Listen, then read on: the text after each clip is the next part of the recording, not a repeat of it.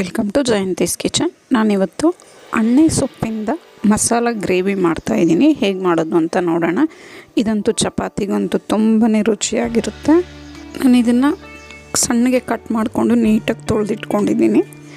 ಈಗ ಒಂದು ಬಾಣಲೆ ಇಟ್ಕೊಂಡು 1-2 ಟೇಬಲ್ ಸ್ಪೂನ್ ಎಣ್ಣೆ ಸೇರಿಸ್ಕೊಂಡು ಒಗ್ಗರಣೆ ಮಾಡ್ಕೊತಾ ಇದ್ದೀನಿ. ಸಾಸಿವೆ, ಕಡಲೆಬೇಳೆ, ಕರಿಬೇವು ಎಲ್ಲ ಸೇರಿಸ್ಕೊಂಡು ಫ್ರೈ ಮಾಡ್ಕೋಬೇಕು. ಈಗ ಅದಕ್ಕೆ 2 ಈರುಳ್ಳಿ ಸೇರಿಸ್ಕೊಂಡಿದ್ದೀನಿ, ಸಣ್ಣಗೆ ಕಟ್ ಮಾಡ್ಕೊಂಡಿದ್ದೀನಿ. ಈ ಸೊಪ್ಪಲ್ಲಂತೂ ಟೇಸ್ಟ್ ತುಂಬಾ ಡಿಫ್ರೆಂಟಾಗಿತ್ತು, ಆದರೂ ತುಂಬ ರುಚಿಯಾಗೂ ಬಂದಿತ್ತು.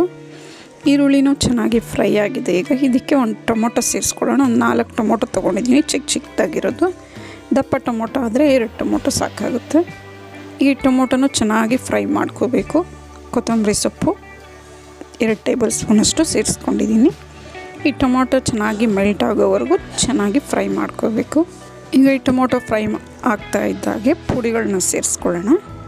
ಧನಿಯಾ ಪುಡಿ 1 ಟೇಬಲ್ ಸ್ಪೂನಷ್ಟು ಸೇರಿಸ್ಕೊಂಡಿದ್ದೀನಿ ಈ ಸ್ಪೂನಲ್ಲಿ. ಗರಂ ಮಸಾಲೆ ಅರ್ಧ ಟೇಬಲ್ ಸ್ಪೂನಷ್ಟು, ಅರಿಶಿನ 1/4 ಟೇಬಲ್ ಸ್ಪೂನಷ್ಟು, ಮತ್ತು ಚಿಕನ್ ಮಸಾಲ ಪೌಡರ್ ಅಂತ ಬರುತ್ತೆ ಅದನ್ನು ಸೇರಿಸ್ಕೊಂಡಿದ್ದೀನಿ ಅರ್ಧ ಟೇಬಲ್ ಸ್ಪೂನಷ್ಟು. 1 ಟೇಬಲ್ ಸ್ಪೂನಷ್ಟು ಚಿಲ್ಲಿ ಪೌಡರು. ಇದನ್ನೆಲ್ಲನೂ ಚೆನ್ನಾಗಿ ಮಿಕ್ಸ್ ಮಾಡ್ಕೊಬೇಕು. ಟೊಮೊಟೊ ನೀಟಾಗಿ ಸ್ಮ್ಯಾಶ್ ಆಗಬೇಕು, ಆವಾಗಲೇ ಟೇಸ್ಟ್ ತುಂಬಾ ಚೆನ್ನಾಗಿ ಬರುತ್ತೆ. ಈ ರೀತಿ ಚೆನ್ನಾಗಿ ಫ್ರೈ ಮಾಡ್ಕೊಬೇಕು ಎಲ್ಲದನ್ನು. ಈಗ ಇದಕ್ಕೆ ಕೊನೆಯದಾಗಿ ಶುಂಠಿ ಬೆಳ್ಳುಳ್ಳಿ ಪೇಸ್ಟನ್ನ ಸೇರಿಸ್ಕೊತಾ ಇದ್ದೀನಿ 1 ಟೇಬಲ್ ಸ್ಪೂನಷ್ಟು. ಅದಾದಮೇಲೆ ಸೊಪ್ಪು ಕಟ್ ಮಾಡಿ ತೊಳೆದಿಟ್ಕೊಂಡಿದ್ದಂಥದ್ದನ್ನು ಸೇರಿಸ್ಕೊತಾ ಇದ್ದೀನಿ. ಇದ್ರ ಜೊತೆಗೆ ಮಸಾಲೆ ಜೊತೆಗೆ ನೀಟಾಗಿ ಮಿಕ್ಸ್ ಮಾಡ್ಕೊಬೇಕು ಇದನ್ನು. ಈ ಚಪಾತಿನೇ ಎಲ್ಲ ರೈಸ್ ಜೊತೆಗೂ ತಿನ್ಬೋದು, ದೋಸೆ, ರೊಟ್ಟಿಗಳು, ಯಾವುದೇ ರೀತಿ ರೊಟ್ಟಿಗಳ ಜೊತೆಗೆ ಬೇಕಾದರೂ ತಿನ್ಬೋದು. ಈ ರೀತಿ ಈಗ ಸೊಪ್ಪು ಲೈಟಾಗಿ ಒಂದು ಸ್ವಲ್ಪ ಬೆಂದಿದೆ. ಈಗ ಇದಕ್ಕೆ ರುಚಿಗೆ ತಕ್ಕಷ್ಟು ಉಪ್ಪು ಸೇರಿಸ್ಕೊಳ್ಳೋಣ. ಉಪ್ಪು ಸೇರಿಸ್ಕೊಂಡಾದಮೇಲೆ ನೀಟಾಗಿ ಮಿಕ್ಸ್ ಮಾಡ್ಕೊಬೇಕಿದು. ಉಪ್ಪೆಲ್ಲ ಇಲ್ಲಂದರೆ ಒಂದೇ ಕಡೆ ಇರುತ್ತೆ. ಈಗ ಚಿಕ್ಕ ಲೋಟದಲ್ಲಿ 1 ಲೋಟ ಅಷ್ಟು ನೀರು ಸೇರಿಸ್ಕೊತಾ ಇದ್ದೀನಿ.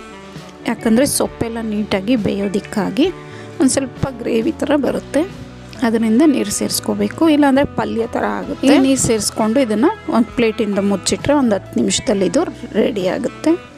ಈಗ ನೋಡಿ, ಅಣ್ಣೆ ಸೊಪ್ಪಿನ ಮಸಾಲ ಗ್ರೇವಿ ರೆಡಿಯಾಗಿದೆ. ಇದಂತೂ ಚಪಾತಿ ಜೊತೆಗೆ ತುಂಬಾ ಚೆನ್ನಾಗಿರುತ್ತೆ. ಈ ವಿಡಿಯೋ ನಿಮ್ಗೆ ಇಷ್ಟ ಆದರೆ ಲೈಕ್, ಶೇರ್ ಆ್ಯಂಡ್ ಸಬ್ಸ್ಕ್ರೈಬ್ ಮಾಡಿ. ನಿಮ್ಮ ಅನಿಸಿಕೆ ಅಭಿಪ್ರಾಯವನ್ನು ಕಮೆಂಟ್ಸ್ ಮೂಲಕ ತಿಳಿಸಿ. Thank you for watching.